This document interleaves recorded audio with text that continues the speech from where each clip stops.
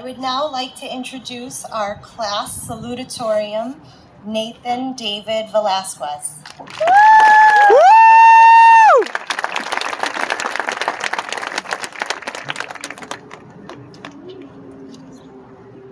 Hello everyone, and thank you all to the WIM's faculty, administrators, teachers, students, and family and friends for coming to the graduation of the class of 2021.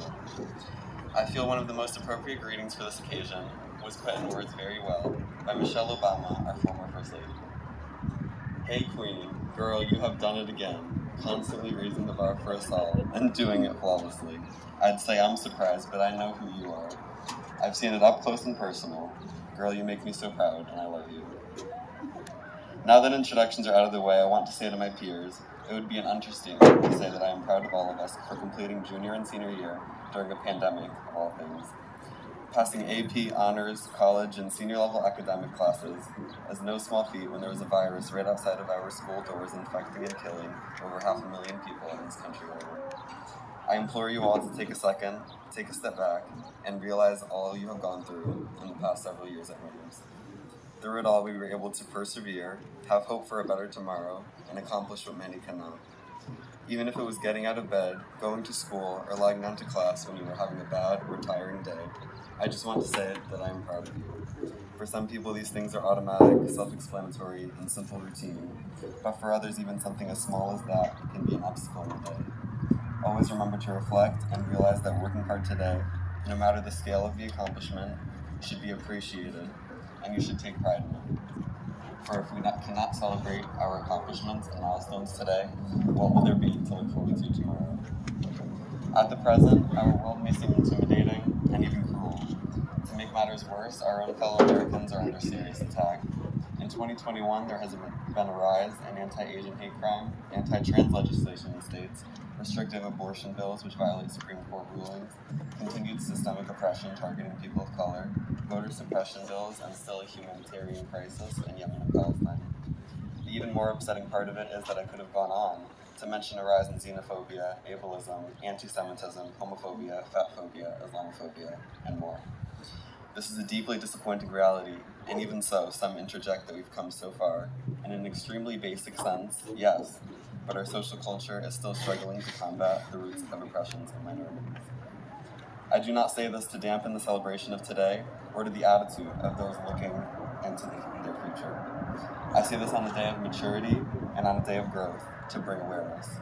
If we are truly to look towards tomorrow as a light at the end of the tunnel, we must recognize the lingering darkness we still reside in. Attaining the light is not simple or easy.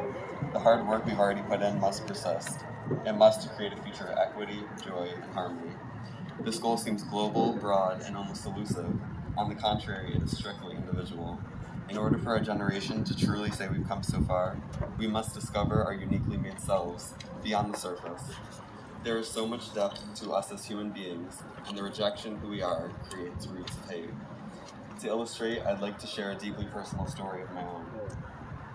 When I was around 7 or 8 years old, I lived in a suburban split-level house in Wolcott. My mom and dad, Renee and Jose, had noticed areas of my head which were missing clumps of hair. We took pictures and shortly thereafter consulted a doctor. From then on, I was diagnosed with alopecia areata, which in simpler terms meant I was balding in elementary school. This is an autoimmune disorder which I was told was triggered by stress, and at an age which I could only count on 2 hands, I wasn't necessarily self-aware enough to pinpoint the source. In school, I don't recall ever being bullied for it, but certain microaggressions increased my self-consciousness. What happened to your hair? Did your barber mess up? And the real kicker, that haircut is interesting. I found myself explaining perhaps more than I should have that it is a medical problem, and no, it's not contagious. This I had to explain to a grown man who was incidentally my barber specializing in hair. I was confused too.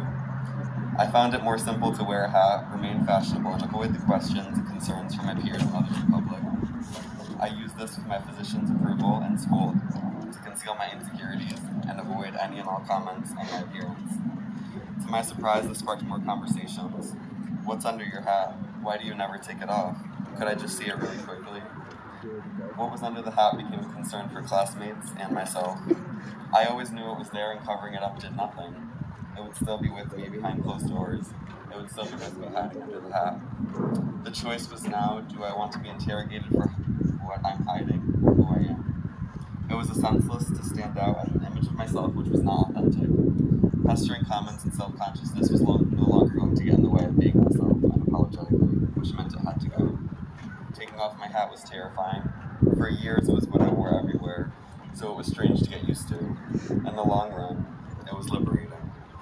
It felt really good, making out my promise to myself to undo the veil of disguise which distracted others from my raw characteristics, set off what blossomed self-confident, bold, intelligent, loving, and respecting high school graduate, UConn-bound, and a full scholarship hopeful person which I've grown to become. Now,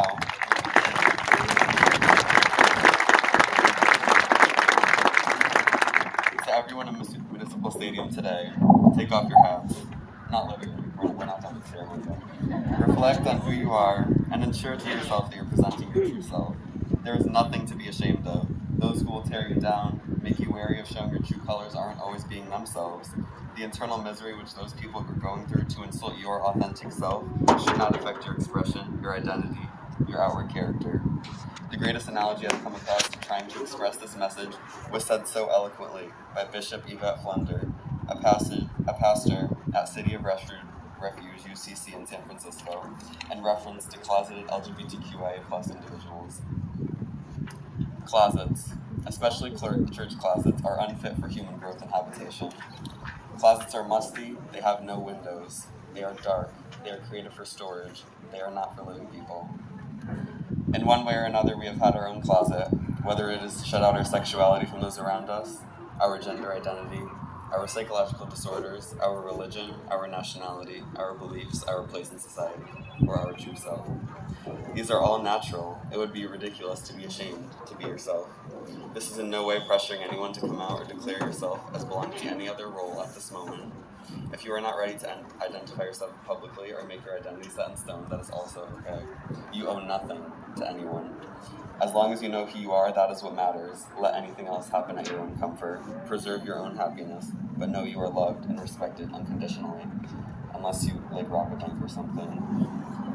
To close, in all seriousness, I and all of our staff, students, family, and friends know that this class is truly phenomenal. It isn't every day you see a class as intelligent, accepting, responsible, funny, talented, and loving. I can't claim to personally know all of you, but just going to the same school, being together, and having similar experiences helps me understand the surface level of everyone's greatness.